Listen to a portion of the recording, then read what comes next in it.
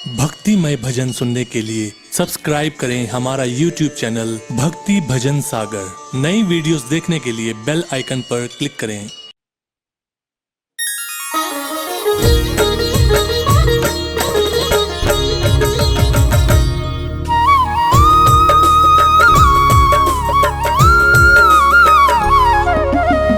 आप सभी भक्तों को कार्तिक शुक्ल के दूसरे दिन पड़ने वाले भाई दूज त्योहार की हार्दिक बधाई हो। भक्तजनों, संसार के सभी भाई बहन इस त्योहार को अत्यंत हर्षोल्लास और धूमधाम के साथ मनाते हैं। इस दिन भाई बहनों के घर जाकर सर्वप्रथम स्नान करते हैं, फिर बहनें उन्हें तिलक करती हैं, उनकी आरती करती हैं और अपने हाथों से भाइयों के मनपसंद भोजन को उन्हें करवाती हैं।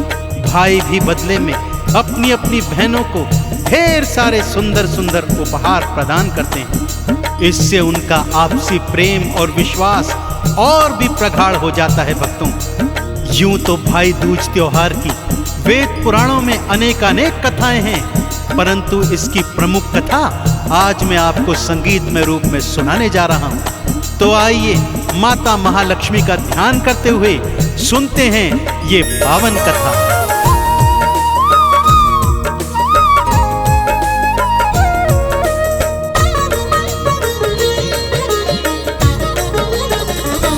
भाई दूज का ये त्योहार, भाई दूज का ये त्योहार, भाई दूज का ये त्योहार, भाई दूज का ये त्योहार। भाई बहन का पावन रिश्ता, भाई बहन का पावन रिश्ता, बढ़ जाता है प्यार, बढ़ जाता है प्यार। भाई दूज का ये त्योहार, भाई दूज का ये त्योहार। हाँ, भाई दूज का ये त्योहार, भाई दूज का ये त्योहार।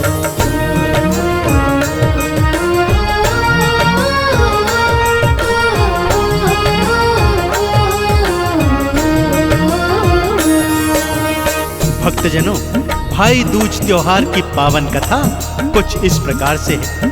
किसी गांव में एक बुढ़िया रहा करती थी। भक्तों, उसके 7 पुत्र और एक पुत्री थी।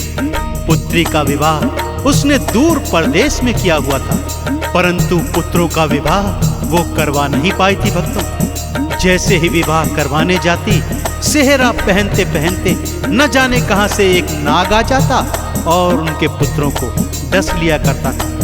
देखते देखते उसके 6 बड़े बेटे इस नाग के दंश के शिकार हो गए।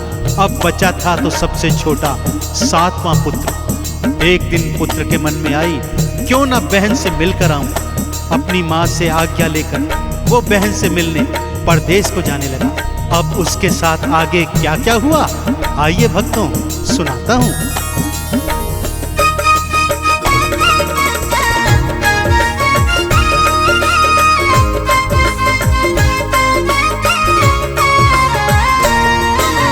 मार्ग में एक नदी मिली थी, बोली तुझको डुबवाऊं। भाई बोला मुझे डुबाना, पहले बहन से मिल आऊं। सांप भी डसने आया उसको, शेर भी खाने को आया। बहन से मिलकर आऊं उसने दोनों से था बतलाया। बहना से मिलने जा पहुंचा, बहना से मिलने जा पहुंचा, 7 समुंदर पार, 7 समुंदर पार। भाई दूज का ये त्योहार, भाई दूज का ये त्योहार। हाँ, भाई दूज का ये त्योहार, भाई दूज का ये त्योहार।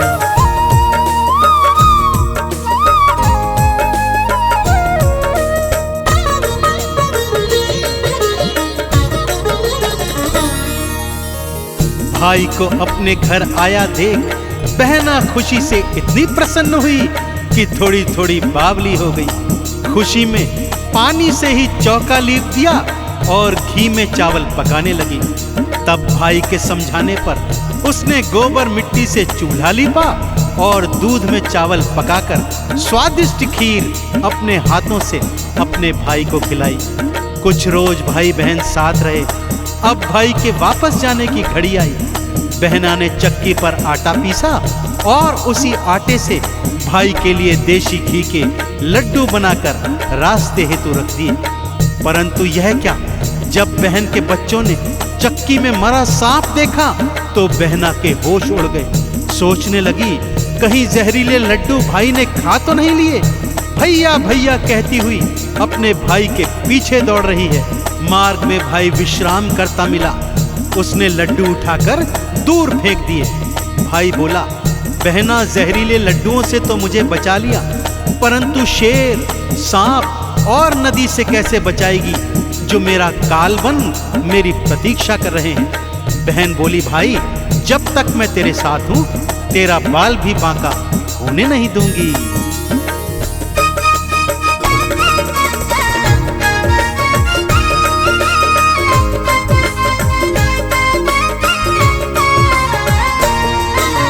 मार्ग में जब शेर आया बहन ने मांस खिलाया था। सांप जब डसने को आया उसको दूध पिलाया था। नदिया जब डुबोने आई उसको चुनरी चढ़वाई।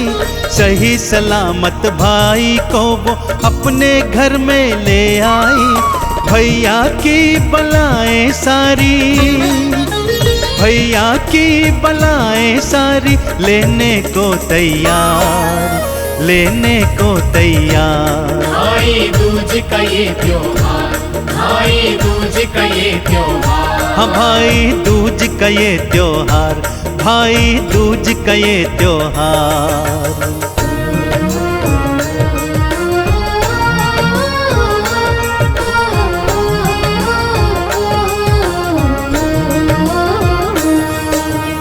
फिर एक दिन काल बुढ़िया बहना को मिली। उसने बताया, मैं तेरे 6 भाइयों को ले जा चुकी हूँ और अब 7वें भाई को लेने आई हूँ। बहना ने उस काल बुढ़िया के पांव पकड़ लिए और बचने का उपाय पूछने लगी।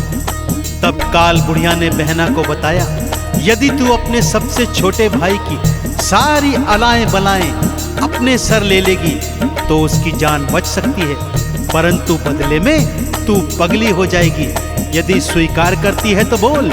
बहना ने अपने भाई के प्राणों की रक्षा हेतु यह बात स्वीकार कर ली। भाई की शादी के दिन उसने स्वयं सेहरा पहनने की जिद करी और जब सेहरा पहना उसमें नाग था। बहना ने उस नाग का अंत कर दिया। अग्नि फेरा पड़ने भाई की जगह खुद बैठ गई और जब पल्लू में आग लगी तो सबको समझ आया कि उसने भाई के प्राण बचा लिए। भाई भावज का गृह प्रवेश उसने पिछले द्वार से करवाया, क्योंकि भाई जैसे ही अंदर आता द्वार का चौखट उसके ऊपर गिर जाता और प्राणों का अंत कर जाता। रात में वो भाई भावज के कमरे में जिद करके सो गई। रात में भक्तों काला नाग आया और बहना ने उस नाग को भी मार गिराया।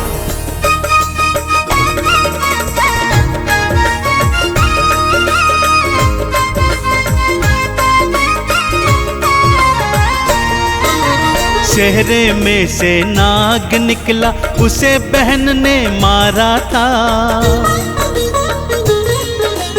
अग्नि फेरा स्वयं पढ़ाया, अग्नि से बचाया था। पिछले दरवाजे से उसने गृह प्रवेश कराया था। भाई के कमरे में सोई काला नाग भगाया था।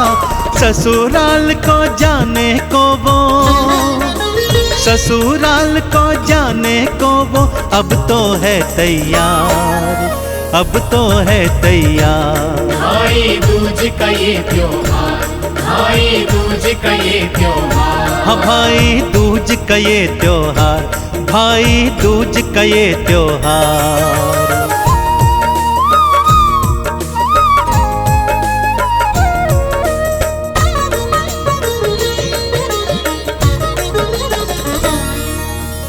सुबह जब भाई के कमरे के बाहर सबने मरा हुआ काला नाग देखा तो सबको समझ में आ गया कि ये जो पगली बहना है ये अपने भाई के प्राणों की रक्षा हेतु पगली बनी थी। बहन अब अपने ससुराल को जाने लगी। जाने से पहले उसने अपने भाई का तिलक किया भक्तों, उसकी आरती की और अपने हाथों से उसको मिठाई और भोजन खिलवाया और उसकी लंबी आयु की कामना कर ससुराल को चल पड़ी। भाई ने भी जाते जाते बहन के पांव छुए और उसे ढेरों उपहारों के साथ विदा किया। तभी से भक्तों भाई बहन का ये पावन त्योहार कार्तिक शुक्ल की द्वितीया को बड़ी धूमधाम के साथ हर्षोल्लास के साथ मनाया जाता है।